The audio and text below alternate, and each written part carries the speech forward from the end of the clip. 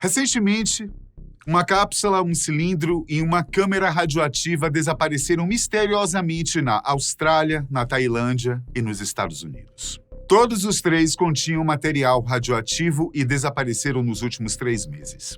No que os especialistas dizem ser uma coincidência extremamente rara que, no entanto, levanta questões de segurança sobre o que é um conjunto fascinante e incrivelmente útil de substâncias.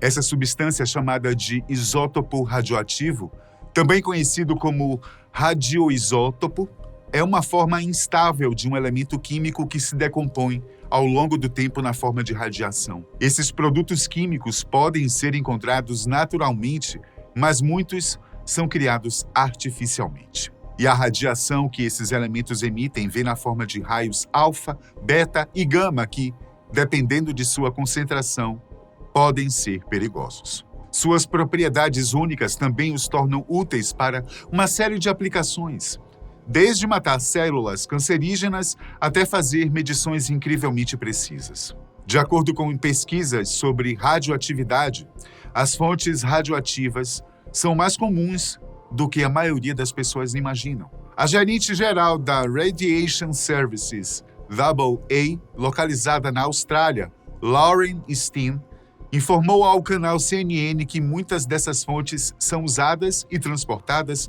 todos os dias, sem causar danos ou problemas durante o seu tráfego. Mas o que de fato significa a radioatividade e como ela funciona? Resumindo, a radioatividade é a propriedade que alguns núcleos atômicos têm de emitir partículas ou radiação eletromagnética, de forma espontânea ou não, a fim de adquirir maior estabilidade.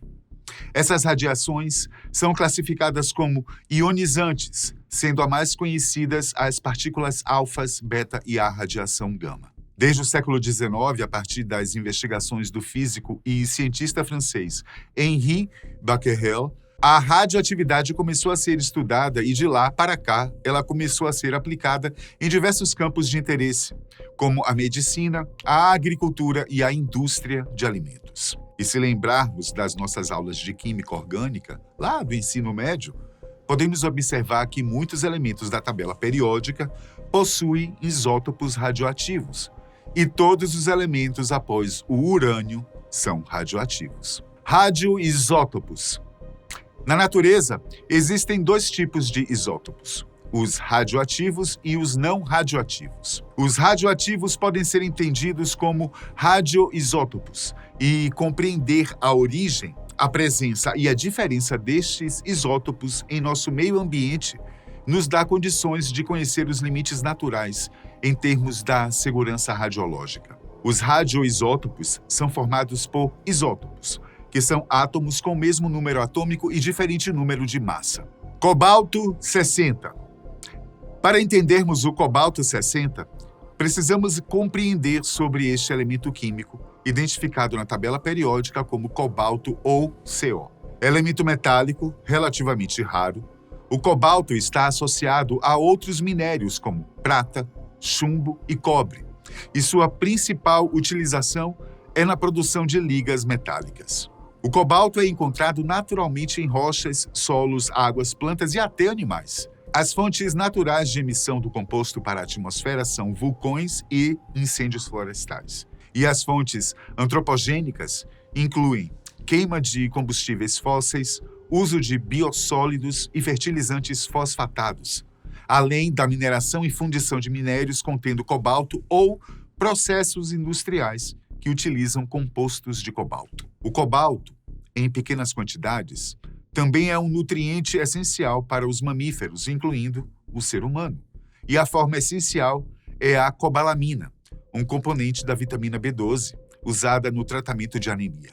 No entanto, estudos com animais demonstraram que o cobalto causa câncer quando colocado diretamente no músculo ou sob a pele. Atualmente, o cobalto é usado em muitas indústrias, inclusive na fabricação de ferramentas de corte e retificação, em pigmentos e tintas, vidro colorido, implantes médicos, galvanoplastia e cada vez mais na produção de baterias de íon lítio.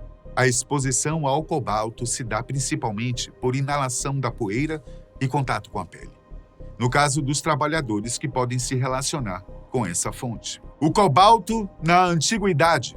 Outra curiosidade é que o nome cobalto tem a sua origem na mitologia germânica, a qual faz alusão aos duendes chamados de Cobalt, uma analogia para os guardiões desse metal. Os antigos acreditavam que a contaminação gerada pelo contato com o elemento estava relacionada à presença desses seres encantados. E também é importante destacar que a presença desse material foi detectada por arqueólogos em joias e peças da antiguidade. Os egípcios, os persas e os chineses já utilizavam o cobalto em uma coloração branco-prateada, com alguns detalhes azulados nos seus objetos do dia a dia.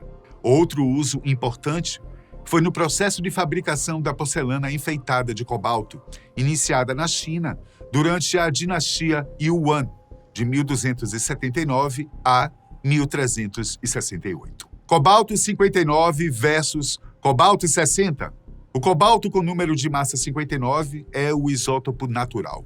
Já o cobalto 60 é fabricado de modo artificial pelo bombardeamento do isótopo 59 com nêutrons e é muito aplicado no tratamento de tumores. E como falado anteriormente, os isótopos estão sendo cada vez mais utilizados de formas variadas, tanto na agricultura quanto na engenharia, além da medicina e outras áreas do conhecimento. Portanto, é importante ressaltar também que os radioisótopos ou isótopos radioativos apresentam um alto grau de periculosidade e por muitas vezes são manipulados, inclusive, com o auxílio de robôs. Radiação. Para pensarmos sobre a radioatividade, é legal entendermos também como opera a radiação. A radiação é a propagação de ondas eletromagnéticas ou partículas emitidas por fontes naturais como o Sol ou artificiais, quando são emitidas por aparelhos construídos pelo homem, como os equipamentos de raio-x. A radiação é caracterizada pela emissão e pelo deslocamento de energia na forma de partículas ou ondas eletromagnéticas, seja no vácuo, seja em outro meio. E todos os dias, nós e toda a natureza estamos expostos à radiação de diversas fontes, e apesar do senso comum dizer o contrário, não é prejudicial quando usada da maneira correta e controlada. Alguns exemplos de radiação são ondas de rádio AM e FM, raios X, radiação infravermelha e ultravioleta, entre outras. Tipos de radiação. As radiações podem ser divididas em dois grandes grupos, as não ionizantes e as ionizantes. Essa classificação leva em conta os efeitos gerados e os níveis de energia de cada tipo. São consideradas radiações não ionizantes aquelas com baixa energia e baixa frequência, que se propagam na forma de ondas eletromagnéticas com fontes naturais ou artificiais.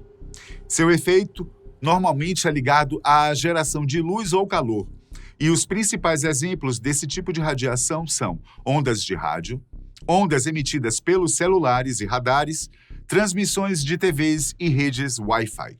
No caso das radiações ionizantes, estas possuem um alto teor de energia, provocando a ionização dos materiais com que ocorre a interação.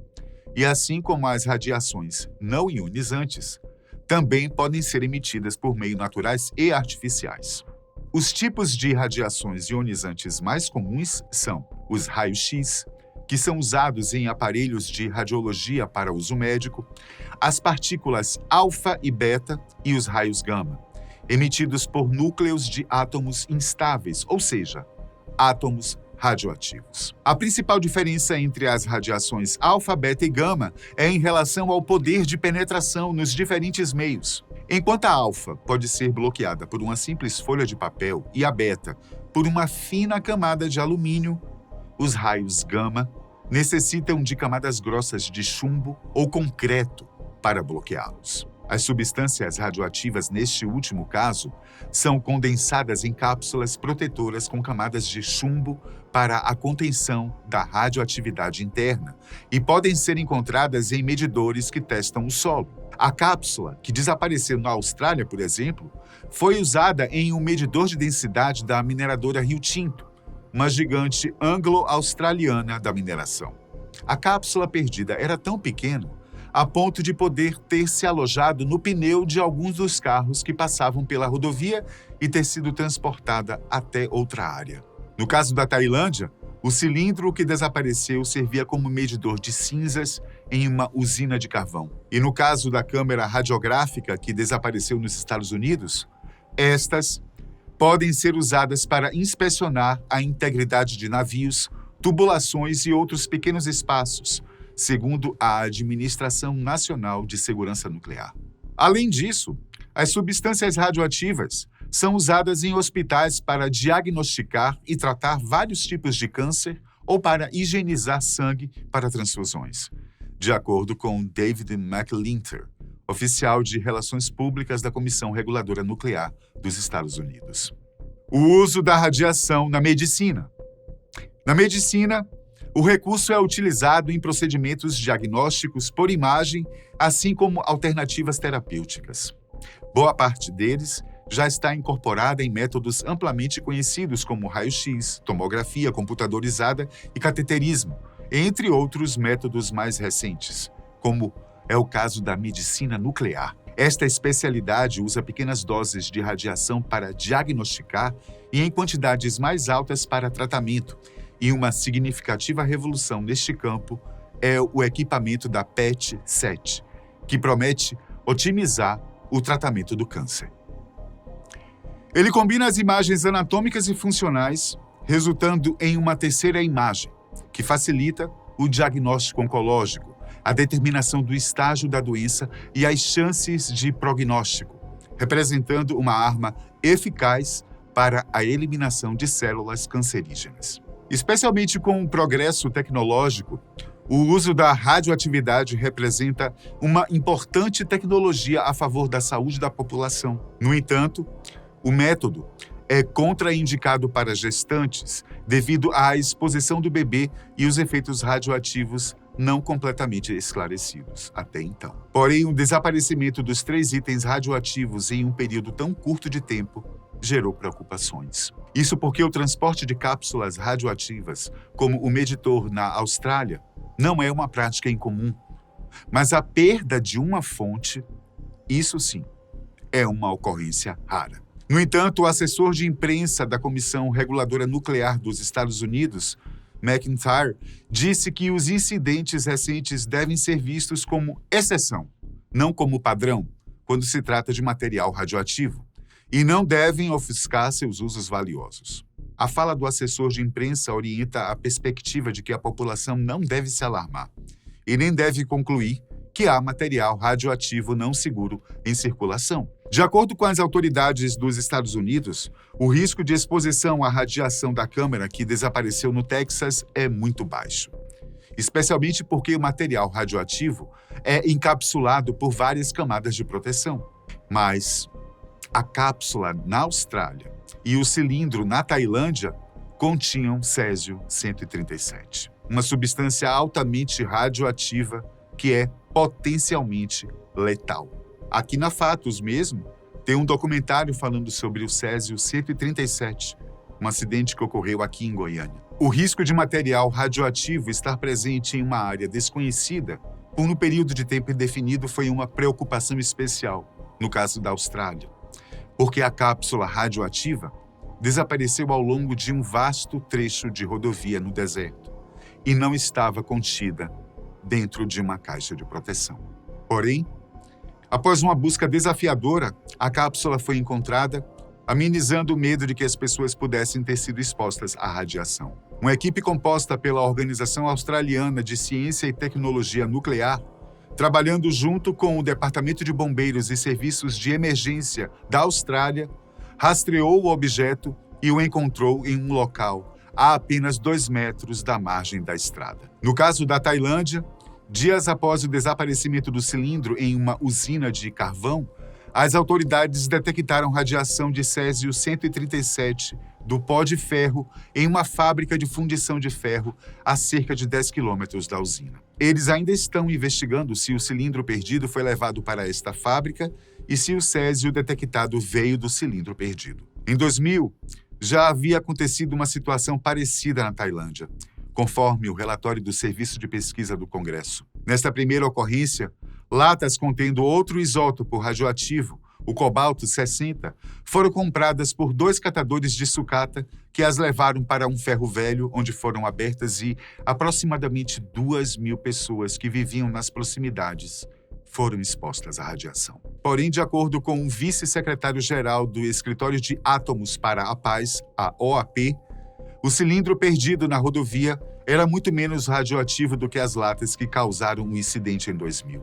O escritório representa o órgão regulador do governo para pesquisas radioativas e nucleares da Tailândia. Segundo as reportagens, os trabalhadores que tiveram contato com césio-137 do pó de ferro sofreram ferimentos semelhantes a queimaduras e outras pessoas próximas sofreram lesões por radiação e, eventualmente, 3 pessoas podem ter morrido em decorrência deste contato.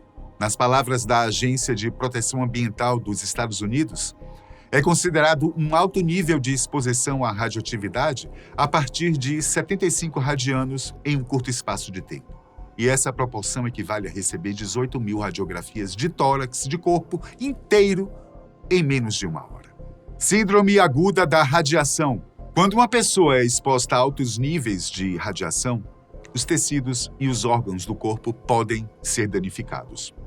Quanto maior a dose de radiação recebida, maior o risco para o corpo e mais efeitos relacionados à síndrome aguda da radiação podem ser causados. Os efeitos correspondem a náuseas e vômitos, erupções cutâneas e queimaduras, como avermelhamento da pele, queda de cabelo e o próprio risco de morte. Como se descontaminar da radiação? Quando ocorre um acidente radiológico ou nuclear, as primeiras pessoas a atenderem à crise como profissionais de resgate médicos são as mais propensas a serem expostas a altos níveis de radiação e a apresentarem efeitos relacionados à síndrome aguda da radiação, a ARS. É por isso que o Centro de Controle e Prevenção de Doenças dos Estados Unidos recomenda a remoção de material radioativo da seguinte forma. Número 1. Retirar roupas que tenham tido contato externo com a radiação.